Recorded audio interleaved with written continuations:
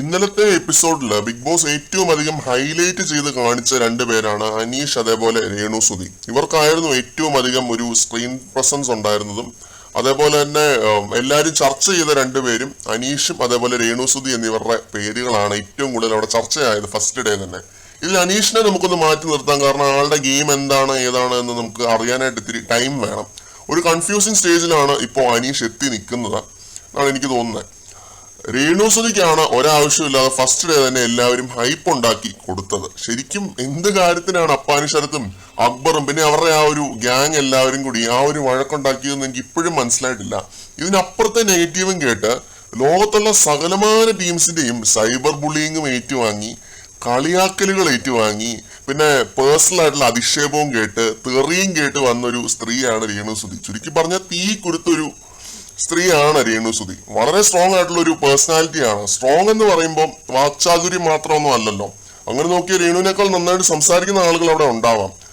ഒരാള് നമ്മുടെ അടുത്ത് ചാടാൻ വരുമ്പോൾ പത്രാതെ കട്ടയ്ക്ക് നിന്ന് തിരിച്ചു ചാടാനായിട്ടുള്ള ആ രീതിയിലുള്ള ഒരു ബോൾഡ്നെസ് രേണുസുതി ഇന്നലെ കാഴ്ചവെച്ചു.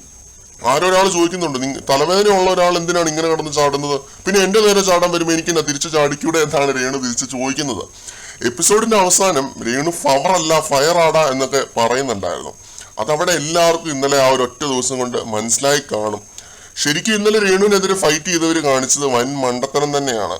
ഒരു ടൈം കൊടുത്താൽ മതിയായിരുന്നു. അതുവരെ ഒന്ന് ലൈറ്റായിട്ടൊന്ന് ഇഗ്നോർ ചെയ്ത് സൈഡാക്കി വിട്ട് അവർക്ക് സ്ക്രീൻ സ്പേസും കിട്ടത്തില്ലായിരുന്നു. അവരങ്ങനെ സംസാരിക്കുന്ന ഒരു ആളൊന്നും അല്ല. ചാടിക്കേറി പോയി കിട്ടിയതാട്ടെ എന്ന് വെച്ച് രേണുവിനെതിരെ കളിക്കാൻ പോവരുതായിരുന്നു. അവര് കേൾക്കാനായിട്ട് ഈ ലോകത്ത് ഒരു തെറിയും അധിക്ഷേപവും ബാക്കിയില്ല എന്നൊരു യാഥാർത്ഥ്യമെങ്കിലും മനസ്സിലാക്കിയിരുന്നുവെങ്കിൽ ഫസ്റ്റ് ഡേ അങ്ങനെ ഒരു അടി ഉണ്ടാക്കത്തില്ലായിരുന്നു എന്നാണ് എനിക്ക് തോന്നുന്നത്. എന്തായാലും നിലവിൽ ഏറ്റവും കൂടുതൽ സപ്പോർട്ട് രേണുസുതിക്കാണ്. അതിന് താഴെയാണ് വേറുള്ളവരെല്ലാവരും.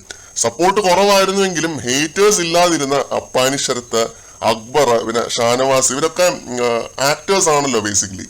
ഇവർക്കൊക്കെ ഒരുപാട് നെഗറ്റീവ് വരുന്നതും ഞാൻ കണ്ടു ഒറ്റ ദിവസം കൊണ്ട്.